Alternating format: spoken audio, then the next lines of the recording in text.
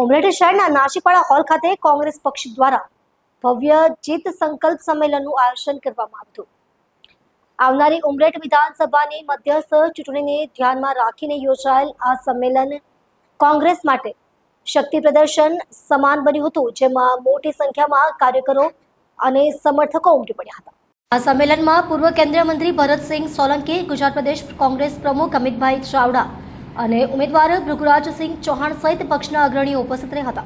મંચ પરથી નેતાઓએ કાર્યકરોમાં ઉર્જાનો સંચાર કરતા આવનારી ચૂંટણીમાં કોંગ્રેસને જીત અપાવવાનો સંકલ્પ વ્યક્ત કર્યો હતો. જિલ્લા પંચાયત અને તાલુકા પંચાયતના ઉમેદવારો પણ આ પ્રસંગે હાજર રહ્યા હતા.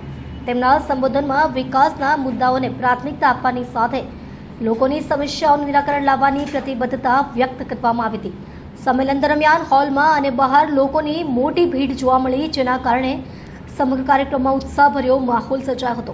કોંગ્રેસના નેતાઓએ કાર્યકરોને એકજૂટ રહીને પ્રચાર કામગીરીને તેજ બનાવવાની અપીલ કરી હતી. સ્થાનિક સ્તરે પાર્ટીની મજબૂત સ્થિતિ દર્શાવતા આ સંમેલનથી કાર્યકરોમાં નવી ઉર્જા જોવા મળી રહી છે અને આવનારી ચૂંટણીમાં જીત માટે વિશ્વાસ વ્યક્ત કરવામાં આવ્યો હતો. બ્યુરો હેડ બસર મલિક, આણંદ. ઉમરેઠ વિધાનસભાની પેટા ચૂંટણીના ચૂંટણી પ્રચારનો અંતિમ તબક્કો ચાલી રહ્યો છે. આખા ઉમરેઠ વિધાનસભાના આજે હજારોની સંખ્યામાં કોંગ્રેસના કાર્યકરો, આગેવાનો અને પ્રજાજનો ભેગા મળીને જીતનો સંકલ્પ વ્યક્ત કરી રહ્યા છે.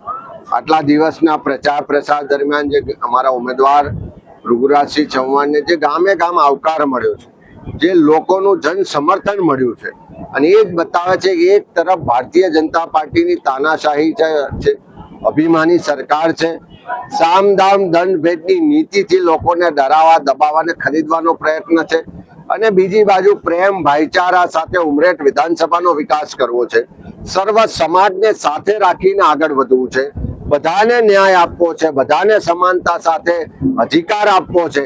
એ વાત, વિચાર અને ભારતીય જનતા પાર્ટીની ડબલ એન્જિન સરકાર હોવા છતાં ઉમરેઠ વિધાનસભાના લોકો જે વિકાસથી વંચિત છે, જે વિકાસના કામો વર્ષોથી પેન્ડિંગ છે, એને લઈને લોકો વચ્ચે જ્યારે ગયા, લોકોએ ખૂબ આવકાર આપ્યો છે, સમર્થન આપ્યું છે, અને અત્યારે જે હજારોની સંખ્યામાં જનમેદની જોઈ શકો છો, બધાનો વિશ્વાસ અને ઉત્સાહ જોઈ શકો છો.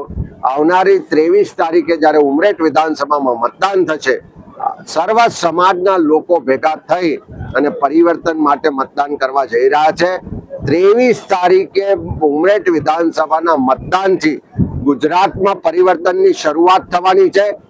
26 તારીખે તાલુકા પંચાયત, જિલ્લા પંચાયત, નગરપાલિકા, મહાનગરપાલિકામાં પણ પરિવર્તન માટે મતદાન થવાનું છે, અને 2027માં જે ગુજરાતમાં પરિવર્તન થવાનું એનો શંખનાદ આ ઉમરેઠ વિધાનસભાની પેટા ચૂંટણીથી લોકોએ કરી દીધો છે.